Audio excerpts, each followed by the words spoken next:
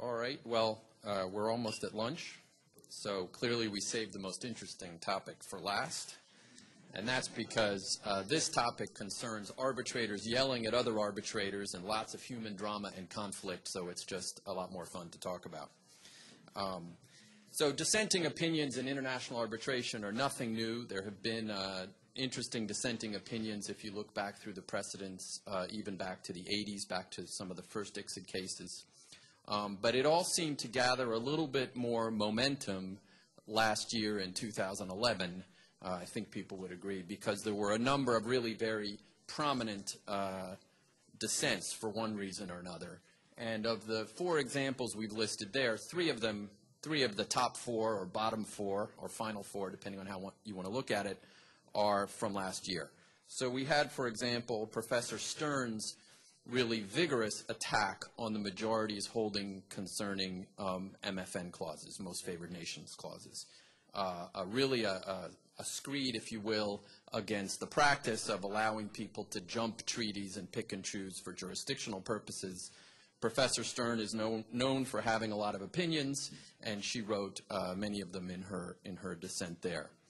In the Lemire case, we had an interesting situation where the dissent from Dr. Voss was longer than the majority's holding.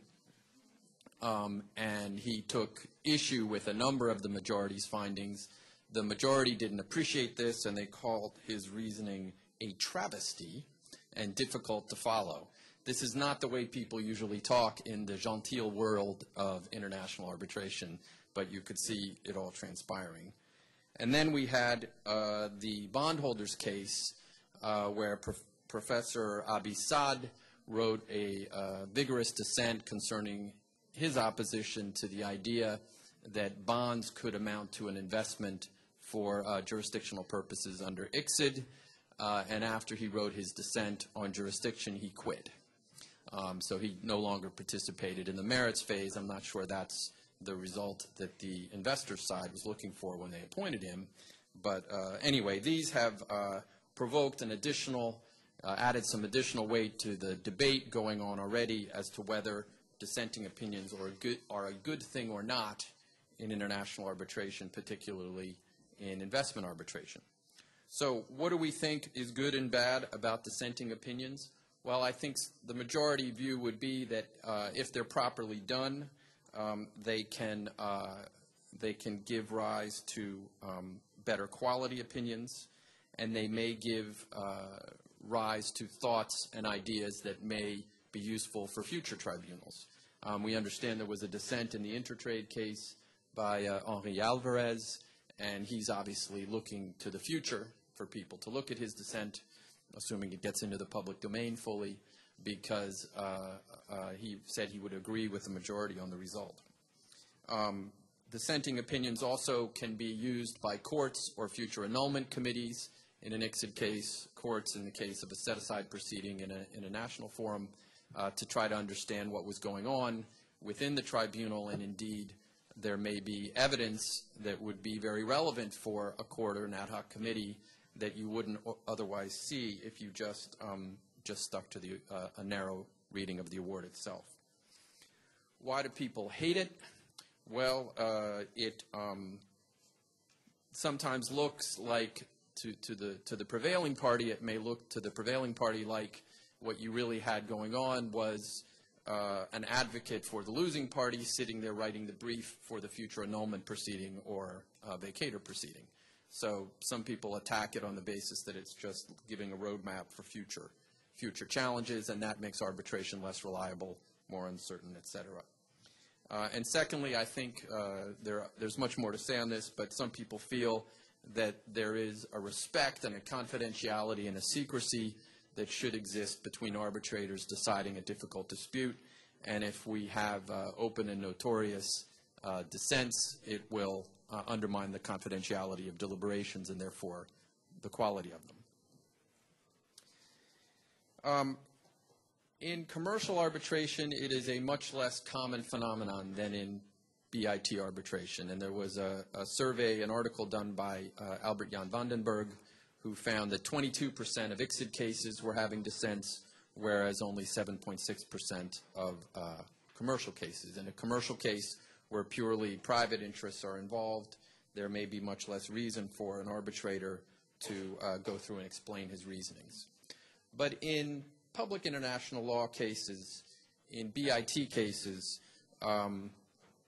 dissents sometimes are in there because you get the feeling the arbitrators, as I mentioned, want to lay down great principles for future tribunals to read.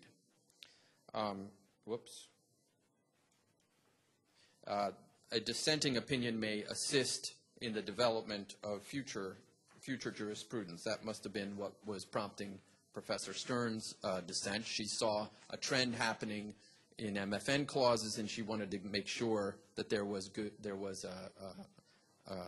dissent and something that could be cited to go against that trend. This is a very common approach taken in Anglo-American tribunals and Anglo-American jurisprudence, where it is perfectly fine to cite a dissent in support of your argument on a particular proposition of law. However, Albert Jan Vandenberg found that despite this potential use of dissents, in fact, it's not often happening. And he and also White and Case have only been able to find 3 instances, in the ICSID context at least, where the majority relied upon a dissent in a critical way as support for a finding, reaching a finding on a contested issue. So there we basically have it. You're seeing dissents now in about 22% of the time. So every 4th or 5th case, you'll see a dissent. It's almost always the losing party who dissents. Sometimes we've had the chairman dissent, as in the Tokyo Toklas case, but that's really a bizarre exception. It's usually the losing party's arbitrator who dissents. And this causes some people to really protest the idea that there may be this emerging idea of a mandatory dissent. In other words, that the party who nominates the arbitrator expects him or her to fight hard for them. Other people think that the dissents are done almost as a matter of business generation for arbitrators because they want to get the word out there that they're ready to fight for a particular position and maybe get hired in the future. That's a pretty cynical view of how arbitrators behave, but nevertheless, some people have that opinion. There have been some suggestions to move away from nominations of arbitrators and more to a listing procedure, but I think people who have worked with the American Arbitration Association's listing procedure, the ICDR approach, would really never want to see that in BIT arbitrations. You wind up with a tribunal that is not often appropriate for the parties. So that's dissenting opinions. Get used to it. It's not going anywhere, and it's pretty entertaining.